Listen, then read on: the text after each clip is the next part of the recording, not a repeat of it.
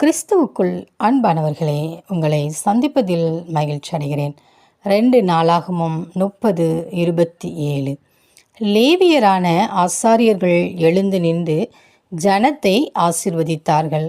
அவர்களுடைய சத்தம் கேட்கப்பட்டு அவர்களுடைய விண்ணப்பம் அவருடைய பரிசுத்த வாசஸ்தலமாகிய பரலோகத்தில் வந்து எட்டினது. ஆம் பிரியமானவர்களே, இந்த நாளிலும் நாம் நம் தேவனாகிய கர்த்தரிடத்திலே ஏறெடுக்கிற ஒவ்வொரு விண்ணப்பமும் அவருடைய பரலோகத்தில் வந்து எட்டினது.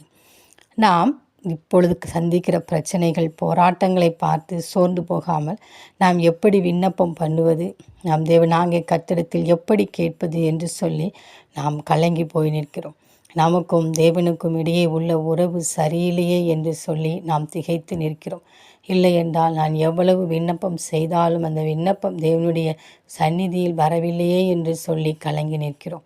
எதை குறித்தும் கலங்காமல் நாம் செய்ய வேண்டியது நம் தேவனுடைய பாதத்தில் விண்ணப்பத்தை வைத்துவிட்டு நாம் நம் தேவனாகிய கர்த்தரை துதிக்கும் போது, துதிகளில் பிரியப்படுகிற தேவன் நம்மிடத்தில் அவர் கடந்து வந்து நம்முடைய விண்ணப்பங்களை நிறைவேற்ற வல்லமை உள்ளவராயிருக்கிறார்.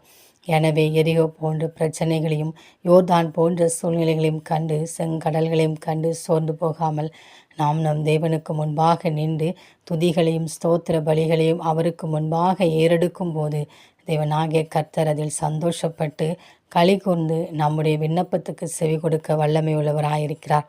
எனவே ஒவ்வொரு நாளும் நம்மை இதுவரை நடத்தி வந்த தேவனாகிய கர்த்தரை துதித்து ஸ்தோத்தரித்து அவருடைய நாமத்தினாலே கடந்து செல்வோம். எல்லா நன்மைகளையும் தேவன் பெற்றுக்கொள்ள நமக்கு உதவி செய்வார். அந்த தேவனின் அன்பு கரங்களை நாம் பற்றி கொண்டு அவரோடு கூட வாழ்வோம். ஆமேன்.